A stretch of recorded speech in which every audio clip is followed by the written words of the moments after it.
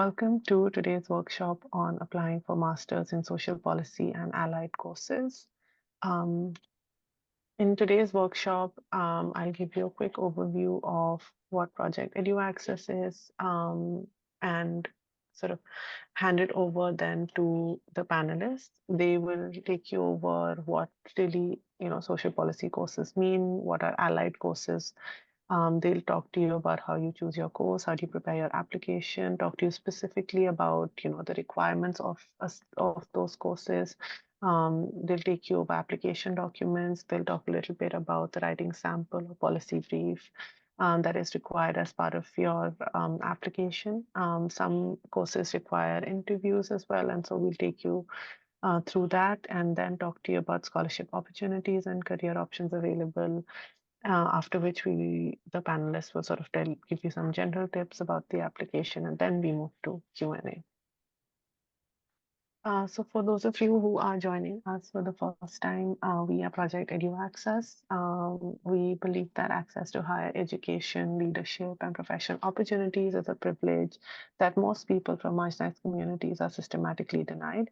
And we try to improve inclusivity in these spaces by removing some of these barriers. So we provide mentorship.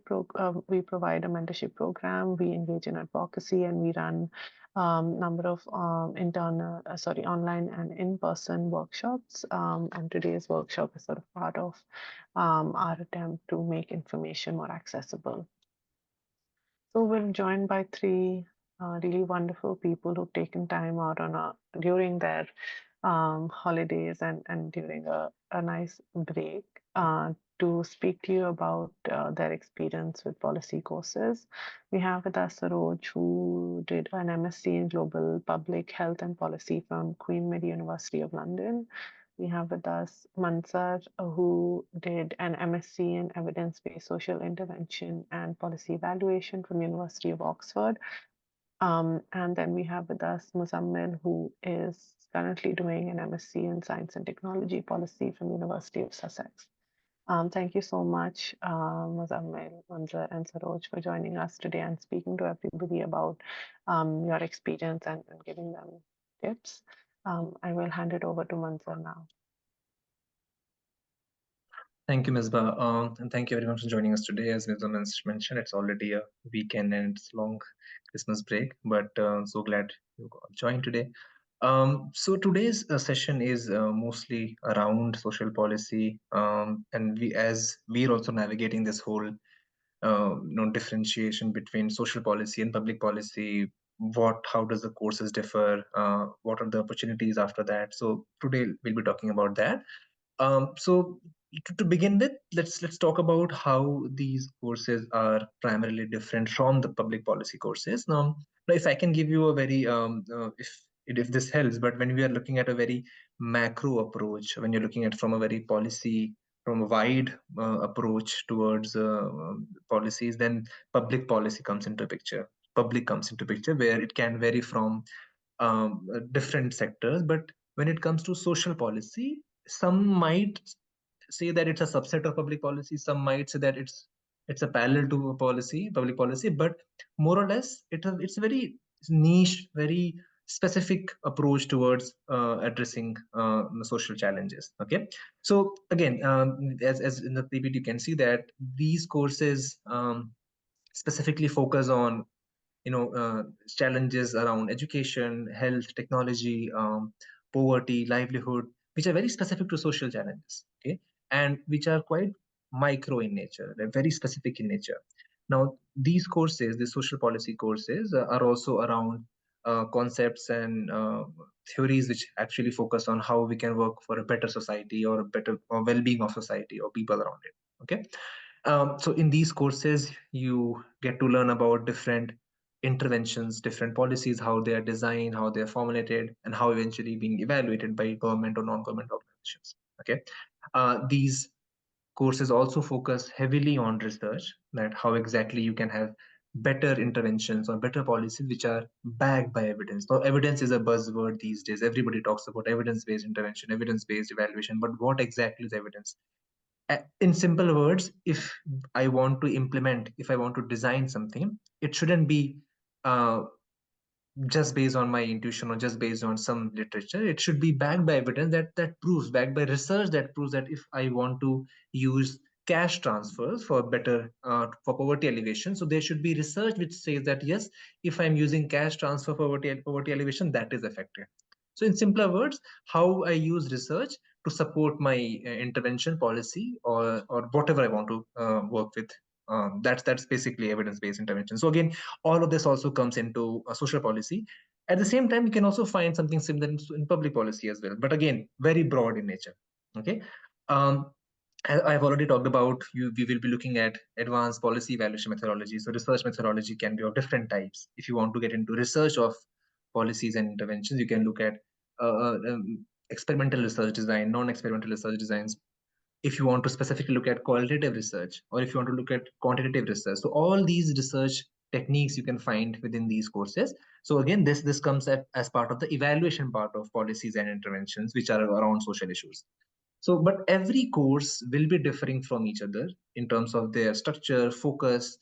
For example, my co-hosts here, one of them has an expertise in health, global health, whereas the other person is looking at technology and policy. My course was heavily focused on intervention design and evaluation of policies. So every course will have some sort of differentiating factors in terms of their focus approach, but more or less, the larger agenda is to work on social policies or how we can have a better society where we live. Okay, can we have the next slide as well? Now, we have listed a few courses, and what exactly their focuses have been. So the first course, which is MSc in Comparative Social Policy, is again the course focuses on comparing different intervention and policies towards a social challenge, a social problem. For example, let's say we are designing an intervention for education outcome in Uganda, or similarly, we have something similar in OECD nation or something in a Western nation. So we'll be comparing these policies and see how exactly the effectiveness of program differs. So what exactly we are doing in Uganda and how exactly it is different from somewhere in, let's say, Sweden or any other country, and we try to compare the best practices and then try to implement that in that particular country. Okay, this is so that's largely around comparing social policies in different contexts. Okay. Other courses can also focus on healthcare policy. It can specifically focus on education policy, like do we bring in tech? Do we bring in what concepts should we bring so that we can have better foundational learning? Similarly, environmental policies can have different approaches. So all of these courses having very specific niche requirement focus on one particular theme: healthcare, education, environment policy, which are different from a larger public policy course. Okay, which can cover a range of themes, whereas these courses are very specific towards their approach on a particular problem. Similarly, we have MSc Science and Technology Policy Program, which my friend Muzamil is pursuing from University of Sussex, if I'm not wrong, is also looking at the realms of science and technology and the intersectionality with the policy, how exactly they are designed, and keeping the people at the center of it. I'm sure Muzamil will be talking about it in detail.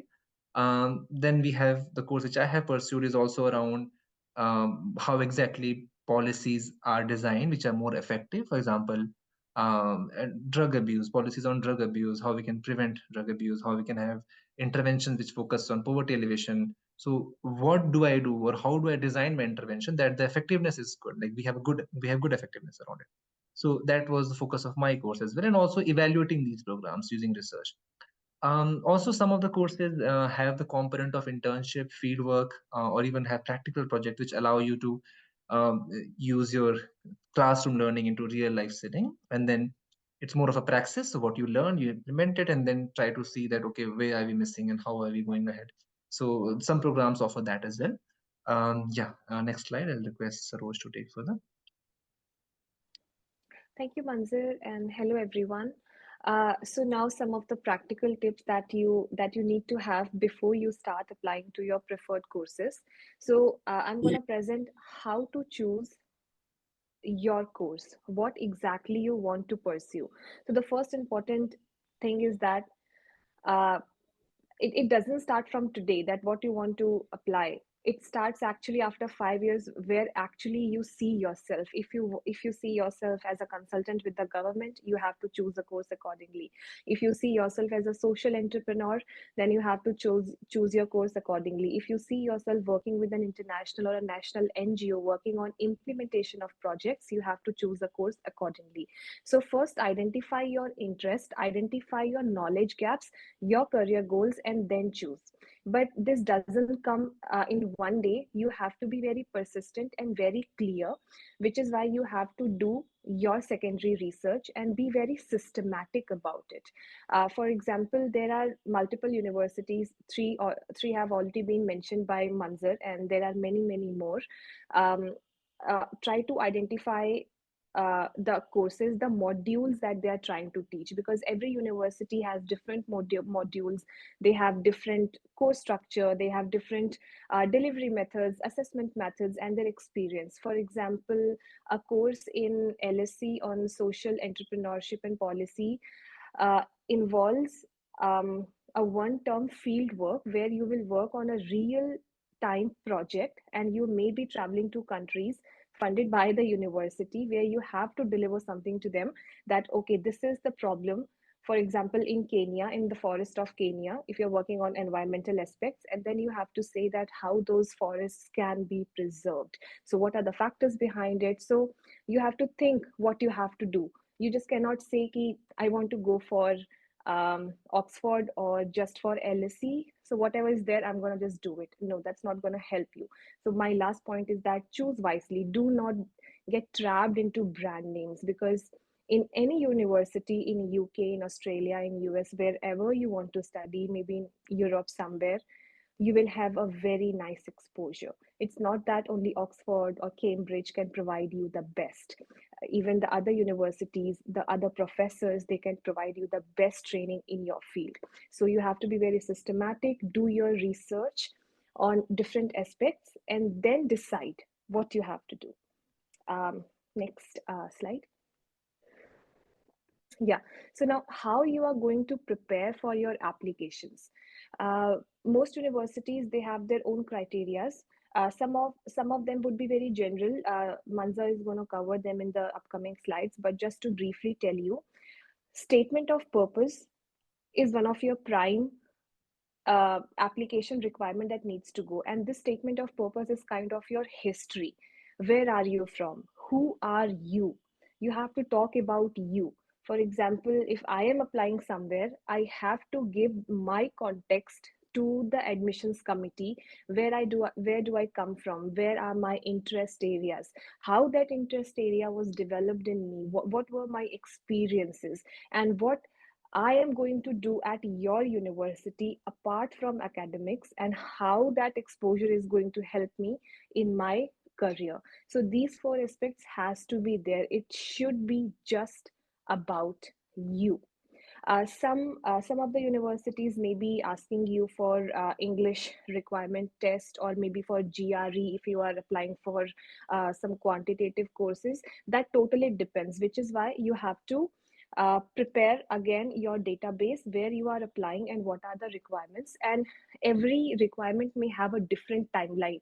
Some of the universities may be asking you for your SOPs first. References can be submitted once you are admitted, or English requirements can be required maybe after 15 days of your deadline, because the results may take time and things like that. So you have to be very clear uh, what needs to go first and what needs to go the last. So you have to prepare yourself. Do not wait until the last day, because the portals just go down, and then you cannot say that I could not submit my application after doing all the hard work. So be early. uh, Important thing is, proofread your SOP or your application multiple times. Do not think that you can do that in one day or one night and just get it reviewed by one person and it's done. You need to have diverse perspective. Let me tell you why. For example, I am from a public health background. I asked my network to read my SOP. I in fact asked Manzer, because he's not from health background. I asked my network who are doing MBA but from a different context. I asked my people who are doing public health or who had done public health. Why?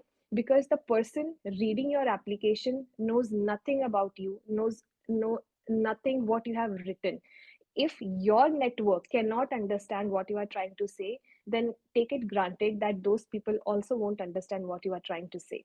So convince your friends first that every line, every word should have a meaning. It should not be any general statement that I want to do this, so just I'm going for this course. So everything should be a story, and your friends can help you weave that story. Most of the deadlines are in April, but it depends. For example, Oxford's deadlines are in December. So for a few courses, so start early. That's why start early. You cannot wait until January that today I'm going to start doing my research. So be early, submit early, and work early so that your friends can give you time to read your applications. Next slide. Okay, and some of the courses may require a little bit of your work experience. They may not be full time. They can be in form of your internships, in form of your voluntary experiences, something you may have done at your previous masters or your bachelors, where you had been in your society or a club and leading something, or maybe your full time or part time work experiences. So go and check the university pages. What exactly do they need from you? And you have to give them number of hours. All their portals can calculate the number of hours that you have contributed in a uh, particular role. Also, sometimes it do happen that we may have a very different kind of professional history, but what I want to study now is may not be very much in line with what I have done.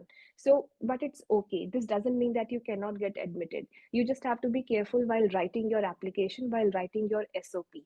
um, Make a story out of it. Give them logics. You just cannot say ki, I did my everything in content writing and storytelling, but now I want to be you know what, I don't know, anything which is not related to storytelling or content writing. But you have to give them the context that you may got excited about something, you have seen something, or some personal or professional experience that triggered that thing, that now you want to do that for larger good or something like that. So give them stuff. No one understands what you are trying to write. Your resume or your CV that you will submit should have that work experience that you have mentioned in your SOP or your application. You cannot say that I have written in my SOP, why this needs to go in my CV. It's given. No, it's not given. You have to give them everything. Okay. Try to highlight the most relevant work experiences, and always focus on skills and knowledge that you have learned. There's no point just listing I have done 15 jobs. That's not going to help you. You have to give them what skills you have learned from it, that equips you to pursue a particular course at that university, because every course is very rigorous. If you are a good time manager, best. If you have a good stakeholder management skills, mention it. If you think you have written some amazing reports or have published your work, write it down. Just don't say that I have worked with the government. So what have you done in that? Mention that. You have to write about yourself, because we don't know you. So, and no one else will know you unless you tell them who you are. Okay. Yeah. Thank you. Thank you. So I will take from here. People who have joined our workshops in past, they must already know like what are the different documents required for these applications. Just to bring coherence in the session, I will repeat them again. So essays are not like entire application. You must be already aware about this. So your personal education details, like transcripts or degrees, they are separate. Then there are CVs. In policy related courses or social policy related courses, you generally need an academic CV. So there are a lot of resources on our website where you can see the differences between like professional CV or the academic CV. Similarly, there are resources related to personal statement or statement of purpose as well. And some universities require English tests as well. I believe every detail about that is mentioned on the concerned universities After that, if you have any publications, be it in the form of paper, be it in the form of book review, or be it in the form of review article, you can just submit it. And in usually in policy related courses, you have to submit a policy brief that we are going to discuss next. So currently all the, most of the policy courses, they require coding as well. In fact, even now, when I'm studying, it may look a pure social science thing, but there is a lot of things are going on. We are applying like data science skill to policy analysis, so this is being done. So you need to relate, coding. How can, with the help of coding, how can you analyze a policy? Similarly, scholarship and funding essays are different. This must be already like clear to you. Personal, for admissions, we generally write personal statements or statement of purpose, and for scholarships, we have broader essays. They are like multiple, and for personal statements, all your story, it should like as Saroj highly, she already shed some light on this. It should be a coherent story from top to bottom. How your essay reflects all your experiences, like pushing them towards only one, topic, whatever you want to do in your course and after your course. So best resource for this is just plan ahead, get your all documents, fetch them before the deadline. So one document that I would like to could we go to next slide? That's policy brief. Next slide. Oh, thank you. So regarding this policy brief, it's an additional document that you may have to submit in some universities. I will talk about this.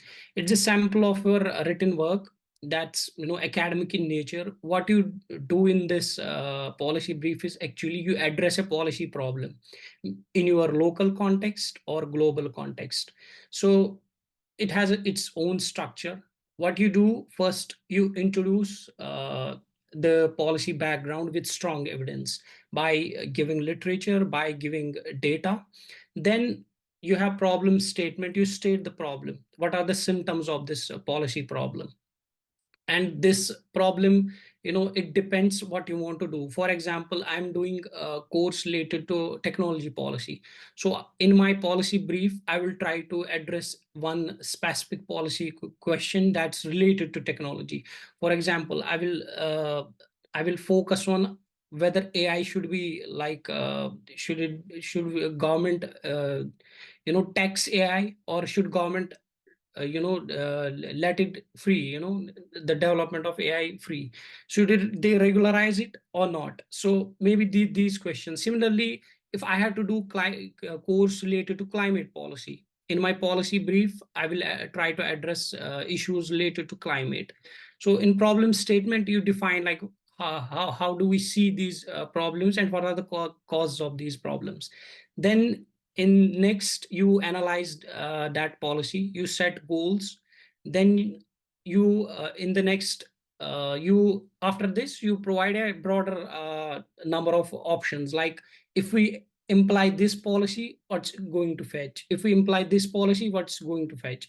You write down a broader range of policy options. Then you check the feasibility of each policy option in that, and compare it with the already existing policies or status quo. And at last, you provide some recommendations. But before you do this, your client should be, it should be clear for, who's the client of your policy problem, who's the client of your policy memo. For example, if I'm doing something related to technology, even now I'm writing an essay on same. So for that, my client is the Department of Science and Technology. If you are doing something related to environment and climate, so your client should be, those departments of government which work for like environment and climate policy. So in case you have any further questions related to a policy brief, you can reach out to project EduAccess. I can further like explain it. Thank you. Okay, now the interviews. Some of the courses may have interview rounds, so you don't have to be surprised because you will be doing your research if you have to go through an interview or not. But don't be scared. They are not going to ask you that explain a particular theory or derive the formula. They are not going to do that with you. They are going to ask you about you because they want to know you, and the best way to explain yourself is your SOP or the application that you have submitted. So you should know each and every line you have written in there. You cannot say, oh, I didn't remember that, I don't remember that. No, that's not going to happen. You have to be very thorough with your SOP.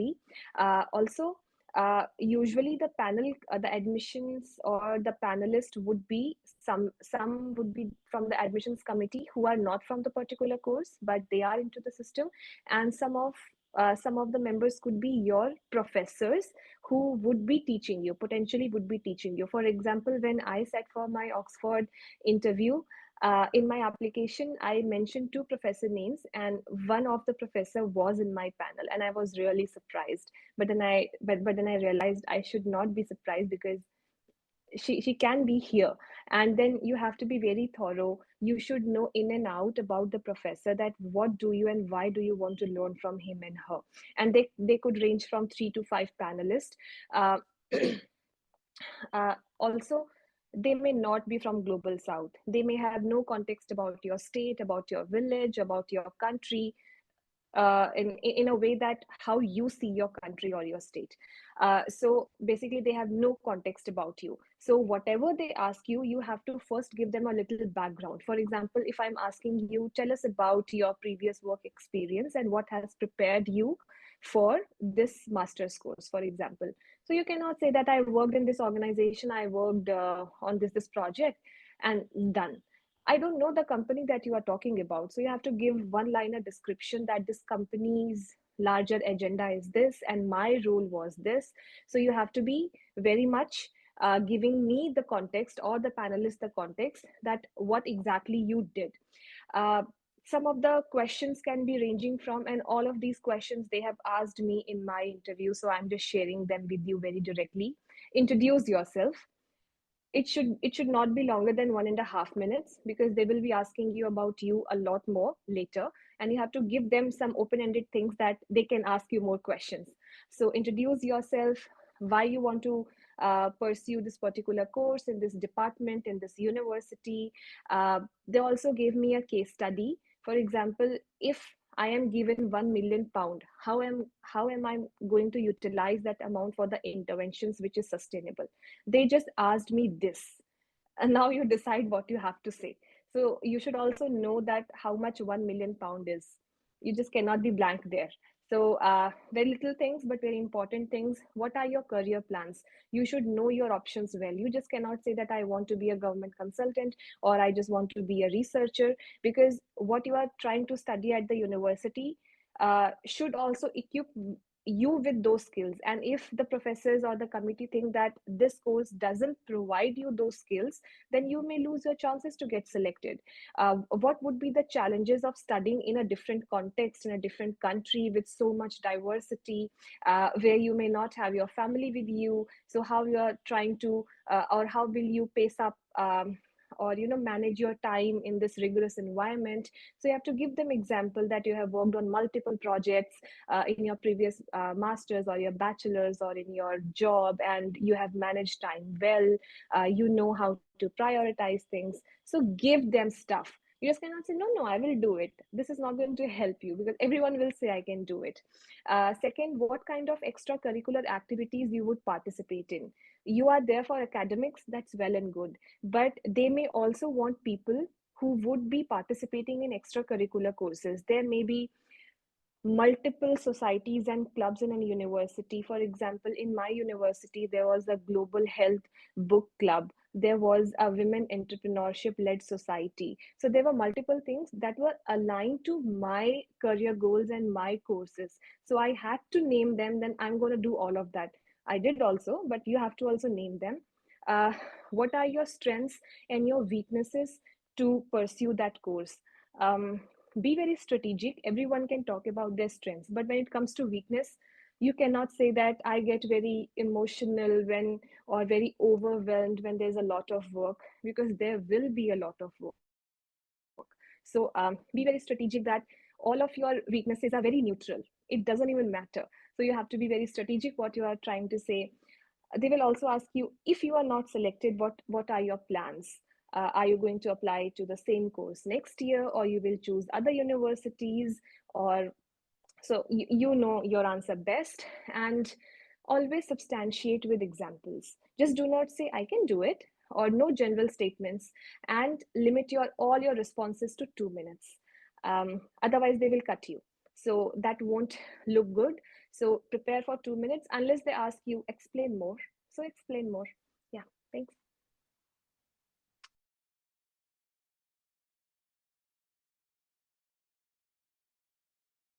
Hi. Thank you so much, Saroj.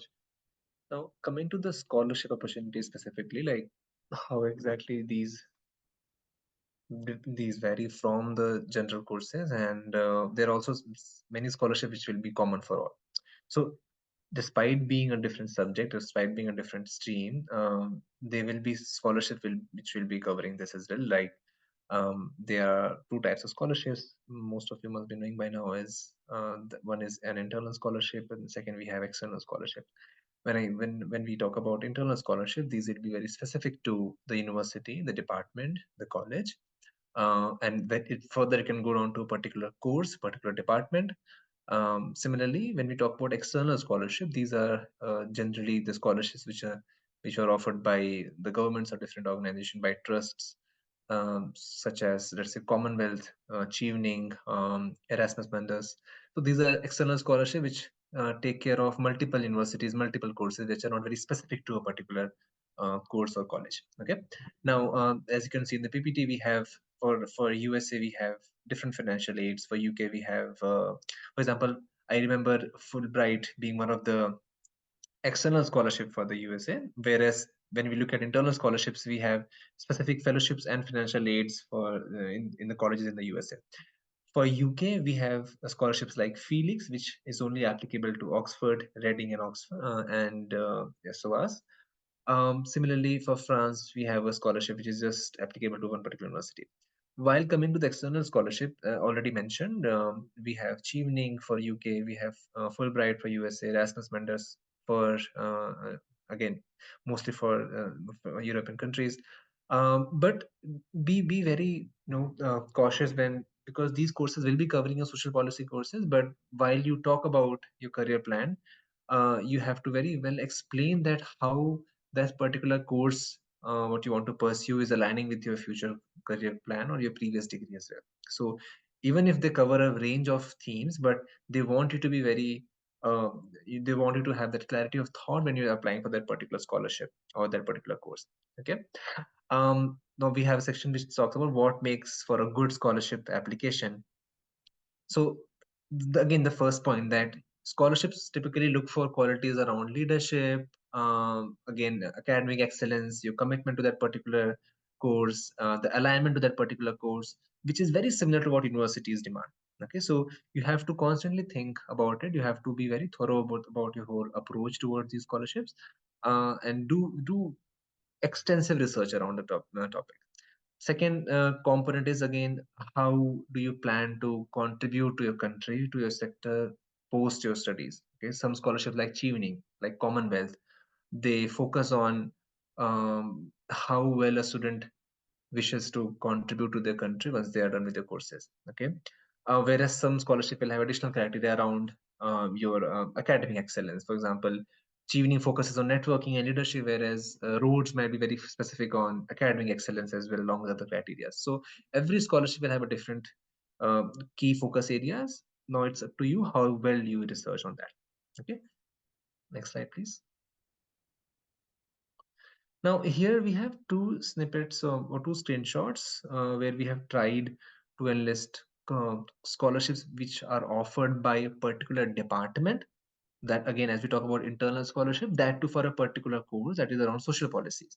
So on the left side of the screen, on the PPT, you will see Clarendon Scholarship and ESRC studentship or scholarship. This is a very external scholarship, but also applicable to that particular department. So Clarendon will be given by University of Oxford. So it's a University of Oxford specific scholarship, but applicable to multiple departments. Okay, but only specific to University of Oxford.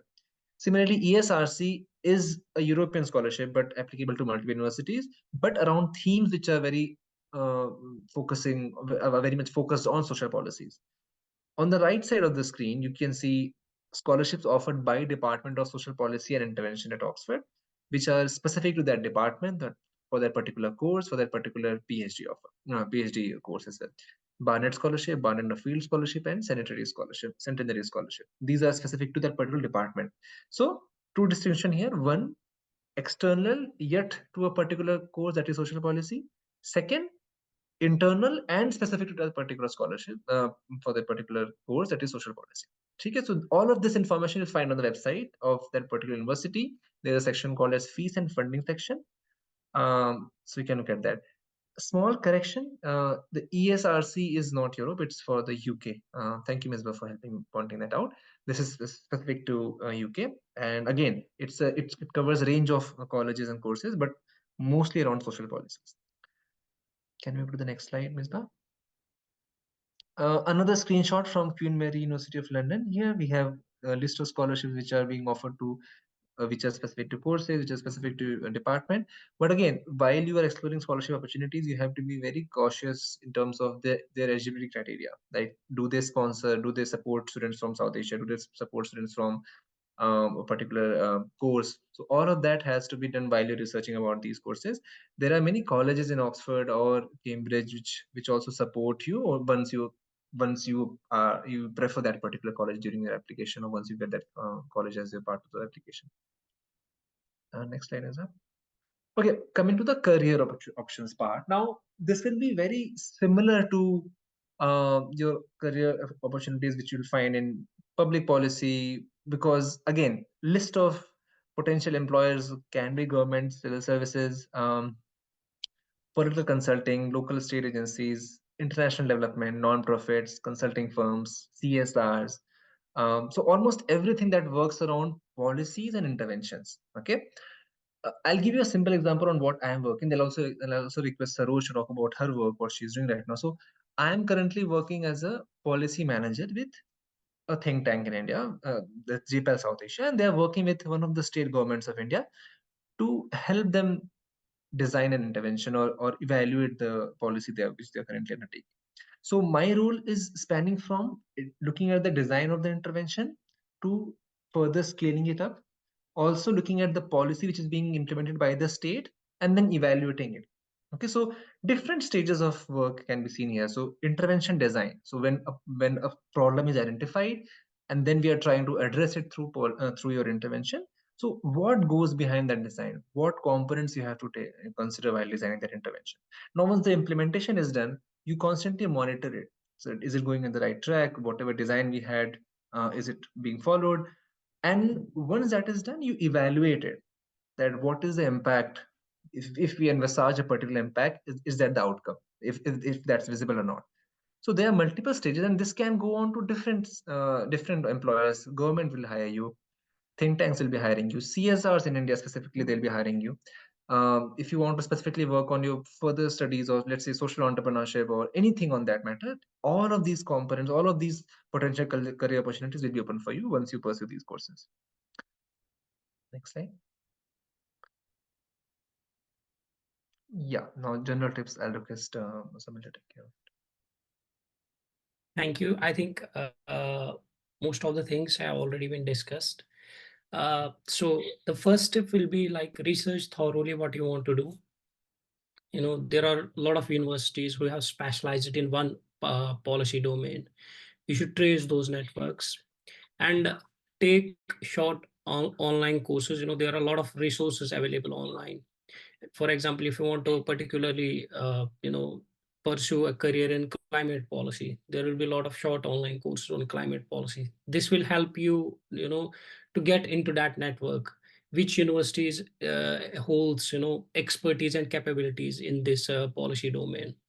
Similarly, while you choose universities, just don't look at prestige in general, like I had to go to Oxford anyhow, I have to go to Cambridge anyhow now. No, just trace your networks, see which university best fits your interest, which university has professors, which university has capabilities or capacities that can help you build in the longer run in your policy area.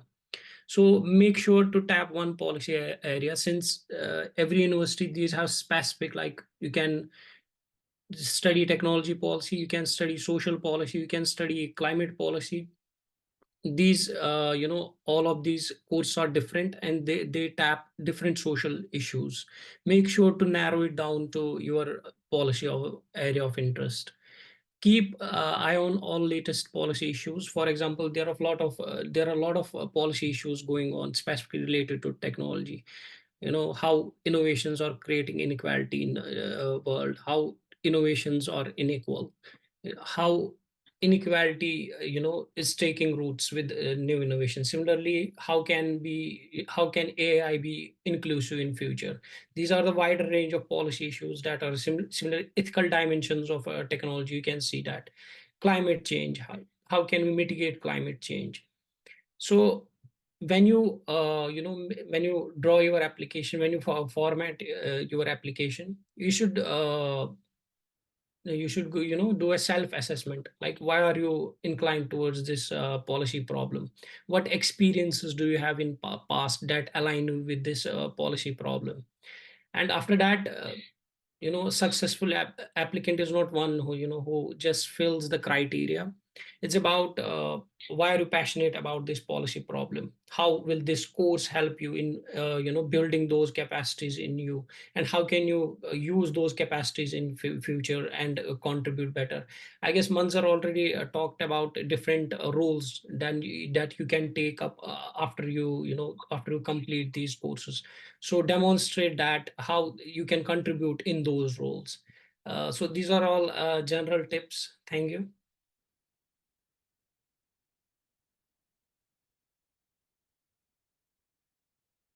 Thank you so much, Muzamil, Saroj, and Manzer. That was really, really comprehensive and I'm sure very helpful.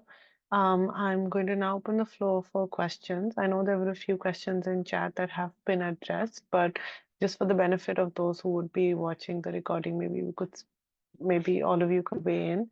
So the first question is, what should be the approach of policy SOP and scholarship essay, particularly in the context of climate policy, and how much should they be coherent with each other?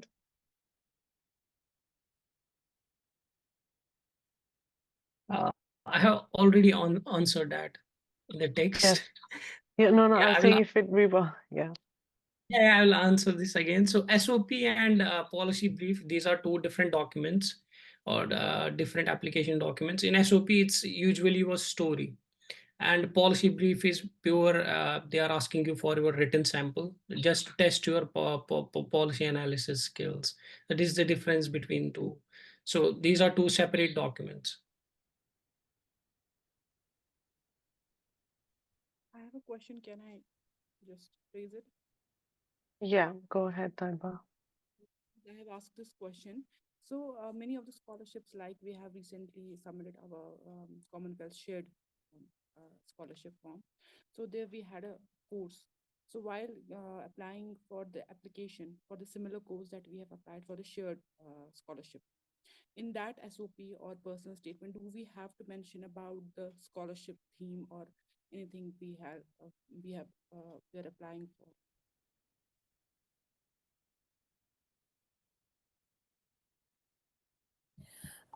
I'm sorry, I want to answer that, but I cannot exactly understand what is your question. Like, are you trying to mix the two scholarships, or like, what is it? For example, in our scholarship, we have submitted it. Now, I have to submit a personal statement for the course admission, right? Oh, Separately.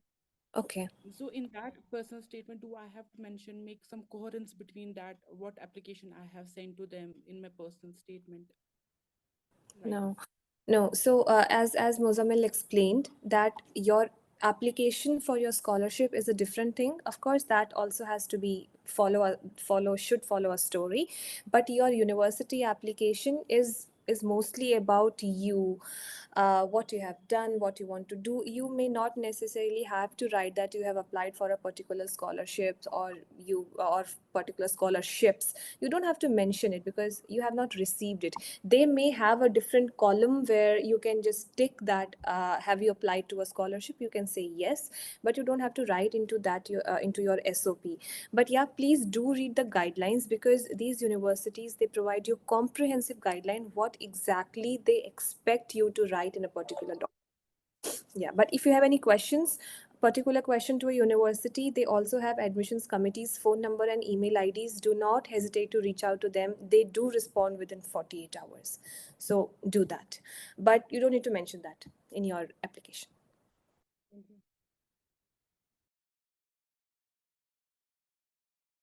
Great. I see there's quite a few questions that have come up. Um, so I'm just going to address the one about Charpak and Emily Butme. They don't have a language requirement, and if you are familiar with our work at Project EduAccess, we've already done a workshop on the Charpak scholarship as well as the France Eiffel Excellence Scholarship. So I'd highly recommend that you go have a look at those workshops, because you'll find a lot of the information about the scholarship there. Um, we've also conducted a session on the Erasmus Mundus scholarship and that's available on our YouTube channel. So it's unlikely we'll do another one, at least in this application cycle. So if you haven't already seen that workshop, I'd recommend that you have a look at the scholarship workshop. Now, the other question is, does the written work necessarily have to be a policy brief? What if we don't come from a largely theoretical background, like sociology, instead of a policy background? Anyone?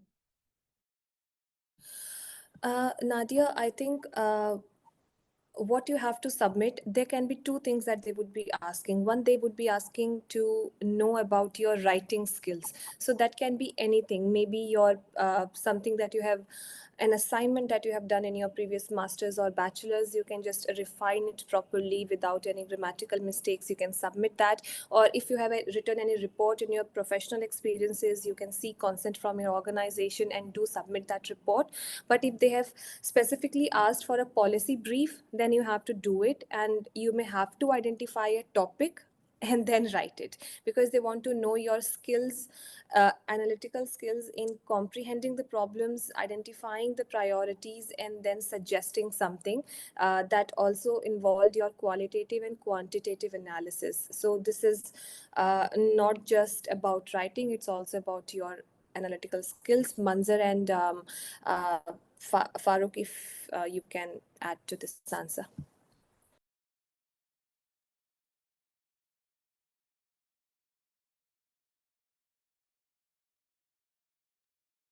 Yeah, Muzamil, did you want to add anything to that?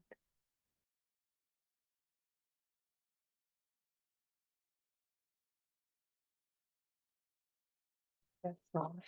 Um, the other question is, so I just want to add just one thing to this, and this was, I think, clarified even in the presentation by Muzamil, which is that first you need to see what the course requires. So it's not necessary that you have to submit a policy brief for all of your applications. When you go to the university page of that course, and when you go to the how to apply section, you'll see very clearly what the documents, the list of documents that have to be submitted along with the application. So sometimes it'll be a policy brief, or in other times it'll be a writing sample. So first see what it wants, and then accordingly start your prep. And then, as Saroj said, sort of do the prep accordingly. There's one question specifically about Manzer's course. So Manzer, if you could address that. Are there any fieldwork internship opportunities in the MSc? No, you don't get any fieldwork component. I mean, there's a thesis as part of the course, but again, they don't encourage a lot of primary data collection. It's mostly secondary data collection. Yeah, so there's no fieldwork component in my course. The next question is, Muzamil has answered, but I'm still going to ask just for everyone's benefit, can my sample written work be an opinion news article that I wrote for a policy head of a women's health company? It involves policy analysis, suggestions, and thought leadership. However, it's not an academic paper. Is that fine?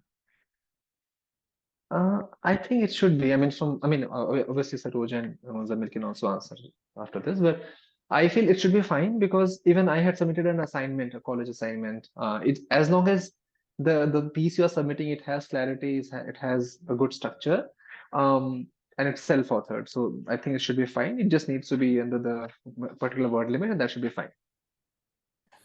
Yeah, so just want to add to Manzer and Farooq's response that you have to check that what is the word limit that they have asked for, what kind of topics they look your responses for. So look at the guidelines. They are very clear in their guidelines. They won't give you any ambiguous question that you have to figure it out what exactly you have to submit. If you have written something like 3,000 words assignment, they may not need that. They may just need 1,000 words. So you have to cut short it, edit it, and just give them a little story or little piece of that, or maybe just the research abstract of your previous dissertation that you may have done. So you have to be strategic what you are trying to give to them, so that it also gives them context that you can write.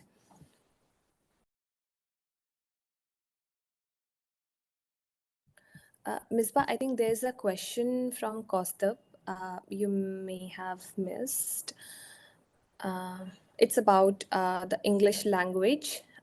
So I'm going to answer that. He says that I am decent when it comes to reading and writing part, but not very confident about speaking component of English language. It's just because coming from a rural background, I didn't get that exposure. I did most of my education in vernacular language. So he has two questions. Do you think I can make it? Of course you can make it. Never doubt yourself. And second, do you have any suggestions for me? So as Farooq mentioned, you can go through some of the courses like on Coursera, there's a course on academic writing. They don't want fancy English. They want simple sentences. They want that you can just convey your message. You can convey what you are thinking. So use shorter sentences. Try to speak with your friends, or maybe just watch more English movies without the subtitles. That will give you that what the other person is trying to say. And yeah, I think these are few things you can do. But it's all about practice. I understand. I also come from a rural background, and it's difficult to compete. And there's always that maybe sort of inferiority complex that would I be able to make it?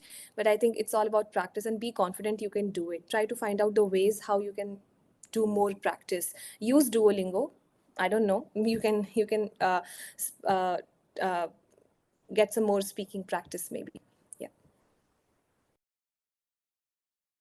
Thanks, Rose. I think that was really helpful.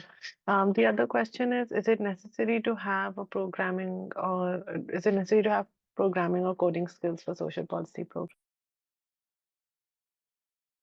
Most of the courses they have optional, like if you want to go into quantitative part of policy analysis, you can take them, or like you can take other modules instead of them.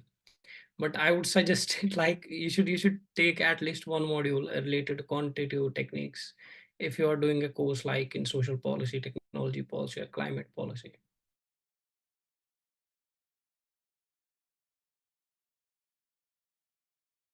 I just want to Yeah. clarify. Sorry, Manzer, go ahead. I mean, I can share from my experience. No, they don't. I mean, some initial understanding of stats would be fine.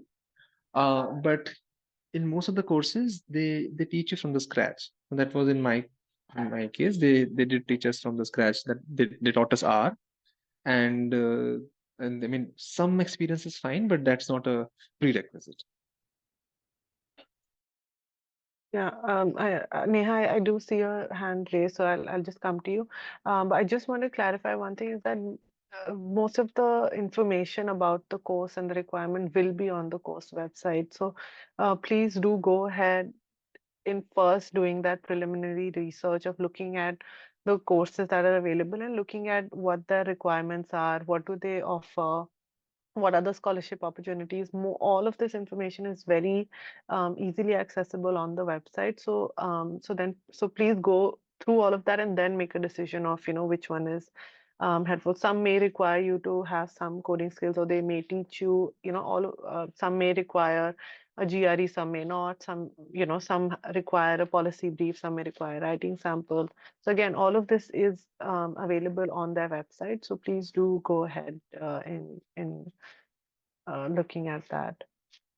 Sorry, Neha, go ahead with your question. Thank you, Misbah. Hi, everyone. Thank you so much for this session. My question is to Manzer. So, Manzer, I'm planning to apply to the same course that you did, and I'm talking about how I want to address the South Asian agrarian crisis. So it's clearly established that I want to come back to India after the course. And the second point is that the department doesn't focus on agrarian issues as such, right? It does focus on poverty and social inequalities. And that's what I'm going to them for. But will it be taken well, or should I show interest in UK's policies or something that they are focusing on, even in terms of country, Okay. No, I think you should go ahead with this. The reason being, obviously, last year we had a discussion in the department as well that how their focus is mostly on, Eurocentric issues, or even their research does not revolve around a lot around the issues which are concerning in South Asia as well. But they are also looking for diversity in terms of students coming in, the expertise they bring in. So I think it would be a good. I mean, it will be an edge over others as well when you go ahead with agrarian crisis, because firstly, very few people from India go there every year. Okay, and as per my knowledge, even the previous students, the previous alumni, they did not bring in the whole agrarian crisis in the classroom. So I think it will be nice that if you go ahead with this, and it will be taken well as well. Okay, great. Okay, thank you. Perfect. I don't see any more pending questions in chat. Yeah, I'm gonna assume that that's it. Misbah, I just have another yeah. question. I'm so sorry.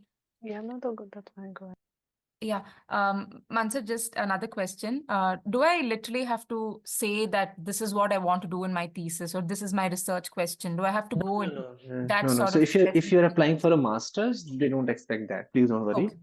Okay. Unless you're doing, for masters, their focus is not heavily on research. It's just about what you bring onto the table, how this course will help you figure out your further career. Okay, great. Okay. Thank you.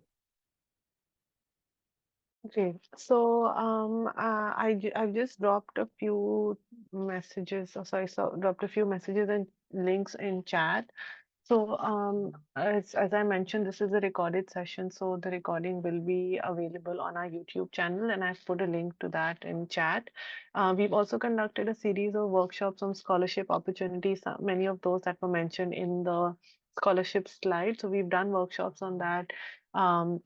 So please have a look at those videos if you are thinking of applying for any of those scholarships. We've also developed a set of comprehensive guides on writing application documents. So whether it's writing your CV, writing your statement of purpose, writing your personal statement, navigating, writing samples, research proposals. So if you are starting now, I'd recommend having a look at those guides as well.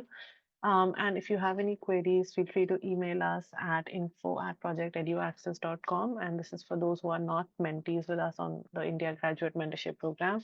For those of you who are mentees with us on the India Graduate Mentorship Program, you should know where you have to reach us.